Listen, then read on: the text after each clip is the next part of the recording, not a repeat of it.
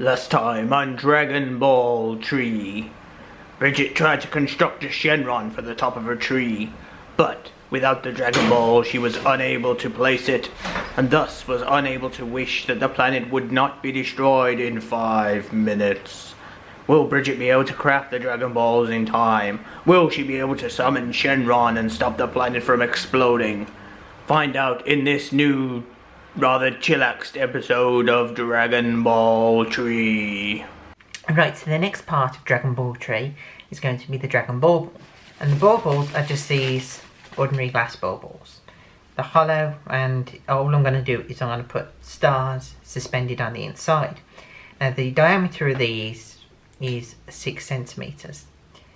But that's an external diameter, and we need to account for the thickness of the glass, which, while it isn't that thick, is something I need to keep in mind. So while I'm going to draw 6 centimetre circles on here in order to measure out the internals of the bauble, we need to make sure that we don't go right to the edge of that, because otherwise the stars will be all squashed up. As I said, the first step is going to be to draw on circles with a 6 centimetre diameter. And the easiest way to do that is put it on the cutting mat where I've got these centimetre squares on there, and I'm going to use them to measure out 6 centimetres along and then just draw straight down.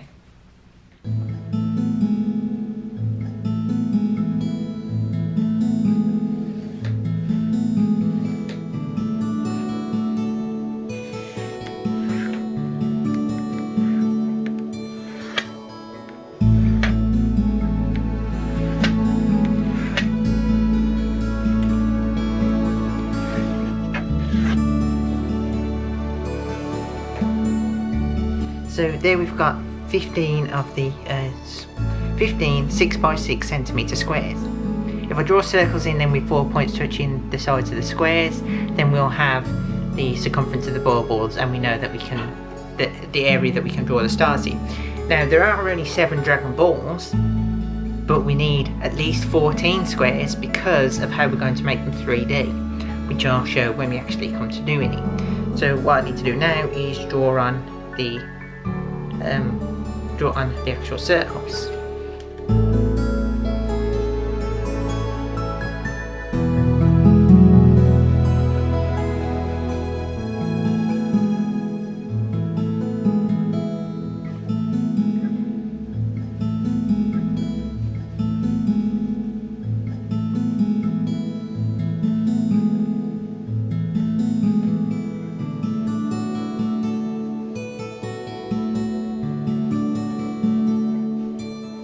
Okay, and then we're just going to start drawing the stars onto the circles. As long as they're within the circles are only roughly drawn. You can see some of them are more oblong than circle. But so long as we stay within these, we know it's going to fit roughly inside the bauble. So don't want to go too close to the edges, because remember the thickness of the glass. And the 1 star is going to be significantly larger than the 7 stars, because I don't want the 1 star to be lost.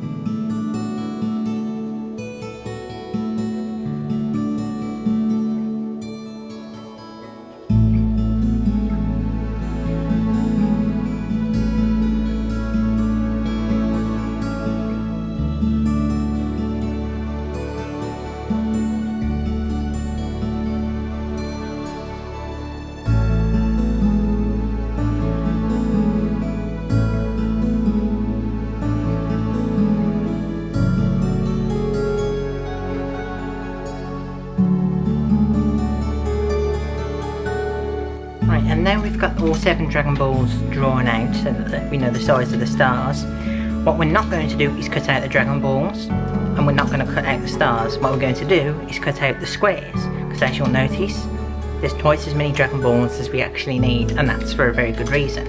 But first, let's get to cutting.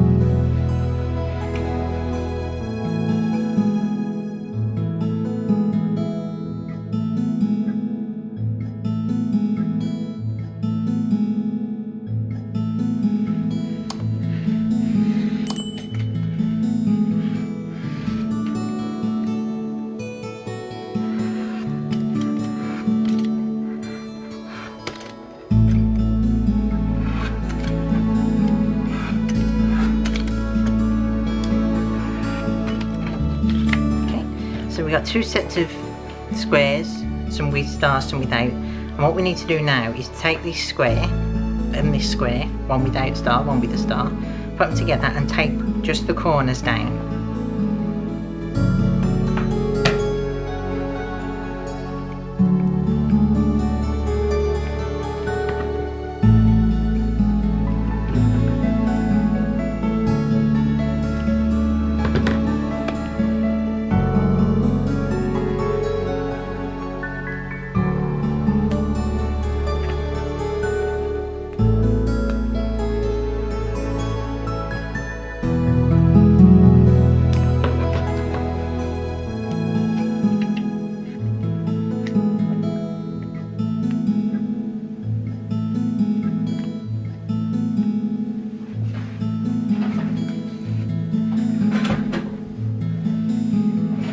Right, so now we have the Dragon Balls on little cards that are stuck together. And what we have here is another piece of card with numbers 1 through 7 written on.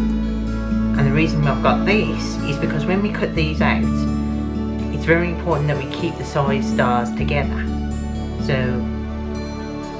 it's not overly important that we mix up the particular stars on, say, the 7-star Dragon Ball, but we don't want to mix it up with those on the 6-star, but like the 5-star, because the stars are going to be different sizes and it's going to be hard to create the illusion that they are a 3D shape that follows you. So what I'm going to do now is going to cut these out, try and keep the stars together and place them on the numbers so as I don't lose track of which ones it's for. Start with the 7-star, which is going to be the highest. Where you can, you want to track outwards from the star so that you're not likely to cut into one of the arms.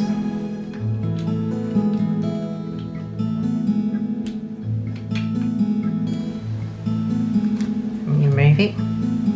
You've got two perfectly identical stars.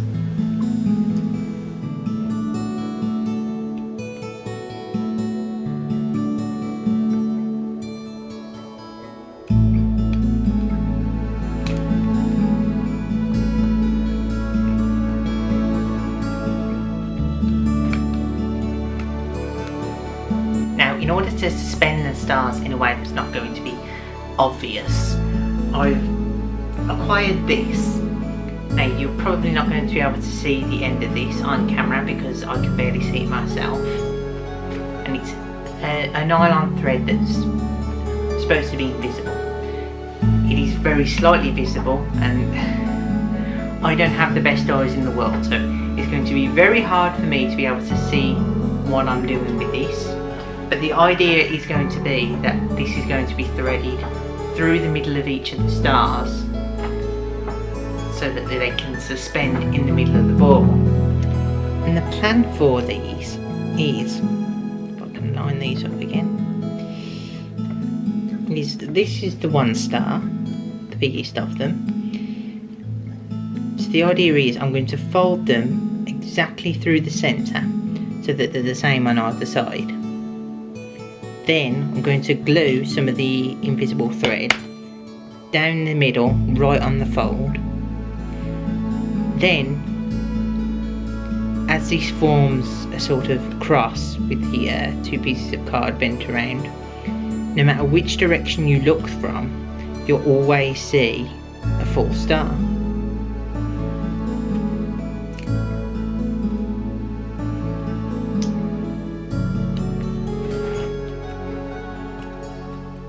So they're both folded at right angles, and when I stick them together, sort of that orientation, no matter what side you look from, you'll always see a star. So this is going to be quite tricky. I'm going to cut lots of excess wire because I have a feeling that I'm probably going to get this wrong a few times. The first thing I'm going to do is I'm going to stick this in two halves. First, I'm going to put a slight dab on there, right on the fold,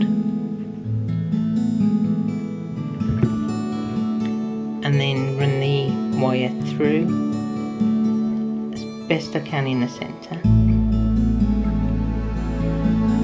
holding that on as straight as I can and trying very hard not to burn my fingers. Putting a dab on top, right down, and taking the other one and trying my best to line them up. And then, there we go. So no matter what side you look at the bauble from, you'll always see a star. And it'll always be facing you. Now that's easy enough to do for the one star, having it always facing you. Tricky is once you've got multiple stars, you've got to try and arrange them inside the bauble so that one of them doesn't block off the sides of the other, which is going to be hard. But let's see how we do.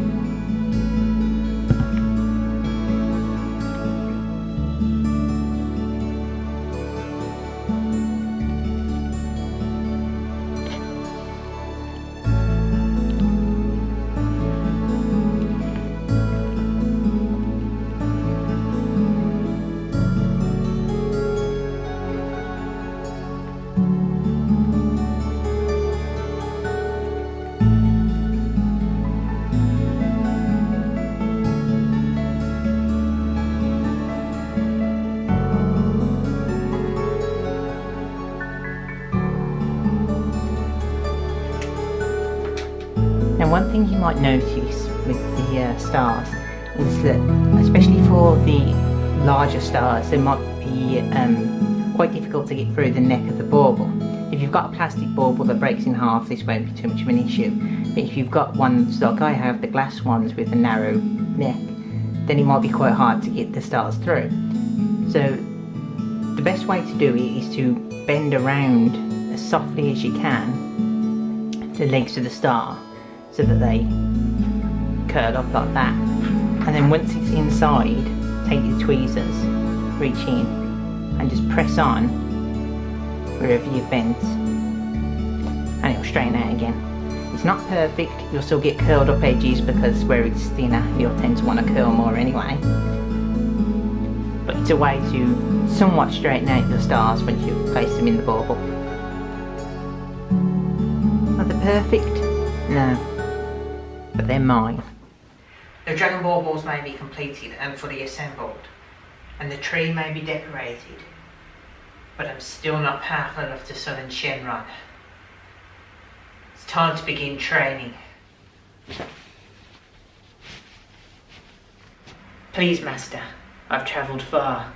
Teach me your ways so that I may finally summon the eternal dragon. First rule of Popo's training. Don't talk about Popo's training. I summon you, eternal dragon. Come forth and grant my wish. You have summoned me. What is your wish? Well, the world was going to blow up in 5 minutes, I think the announcer said at the end of the last video. Can you just, stop that? Your wish is granted. Oh, before you go, do you want to just, hang out for Christmas? Okay, yeah, that's kind of fine with me. Great. And then we have it, completed Dragon Ball tree. Is it my best work? No, but I did make it with things that I just had around the house, so I can't be complaining too much if it's ended up a little bit now. But you know what? It's a tree I've always wanted, and I love it.